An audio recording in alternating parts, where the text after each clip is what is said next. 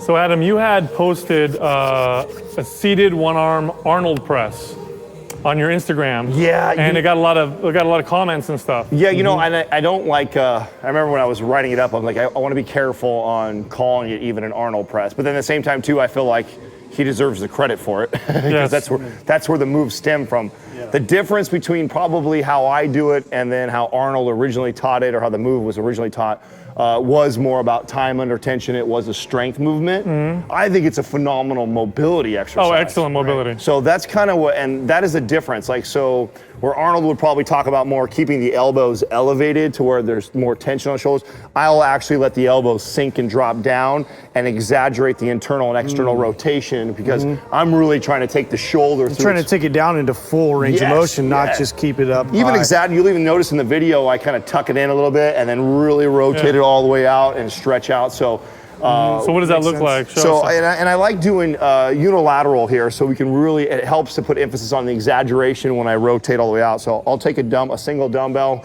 in a seated 90-degree, sit up tall and straight, the dumbbell's tucked in tight, my elbows down. Now the elbow's under the hand, this is important. Yeah, right, wrist is nice and straight. Because I've seen people do this and their elbow's like way out here. Oh, flared out. No, elbow under the hand. And this is part of that internal rotation that I'm working on, right? I want that elbow tucked in tight, that's part of the rotation. And then as I press, I rotate out, and then I'm gonna exaggerate that too. And nice and tall, nice straight line. I'm pushing all the way up, all the way behind my ear. Looks like your biceps right behind your ear. And then I come in, and then when I come in, I bring that in again. So, and I go all the way out, rotate in, rotate out, come all the way in.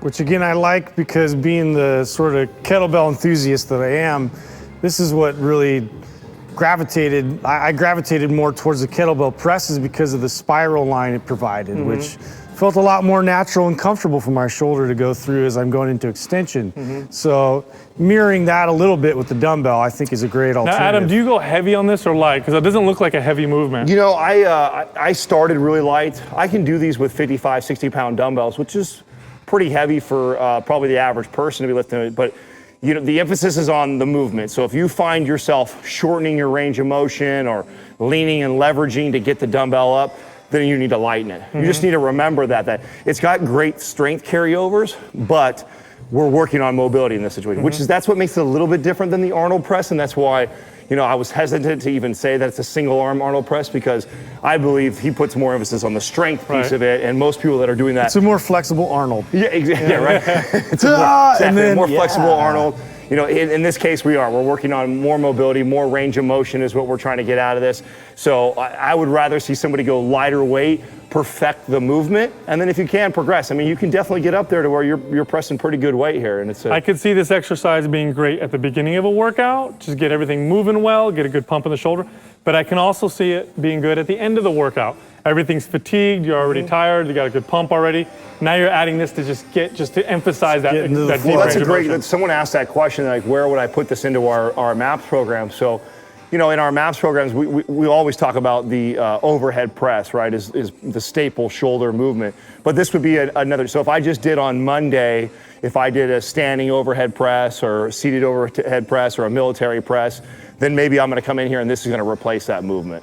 So I would, it's that good of a movement that it could replace a front press, because it is a front press with a rotation in there. So now, have you ever done this with both hands but alternating? Okay, so I've alternated. I've done both together. I think both. I mean, I think because I love doing it to where I have both, and I'll press one, and I'm keeping tension in either arm, and I wait till it comes down before I alternate, keeping tension each time, and then vice versa. I'll start at the top. Hold one at the top. You like a little bit of an isometric work there too, just holding it into the chest. Exactly. One will emphasize the top of the rep, and the other one will emphasize the bottom of the rep. Yeah, there you go. I really like single just because I can focus on the mobility. Rotation. Yeah, the rotation, the mobility of each as I'm coming in and out, and then I'm watching myself in the mirror, and I'm paying attention to making sure that each side's even, and I'm getting just as much internal and external rotation as I come up. So Sometimes when you get caught up with doing both, you're just trying to pump the movement out so much that you're not really paying attention. Get a little convoluted. Yeah, exactly. Am I getting as much rotation and extension with this one as I am the other one? And then I'll always choose the weaker arm. So like in my case, my right shoulder has less mobility than my left. So even though I demoed right here, of course I demoed my better one so you guys can see good form.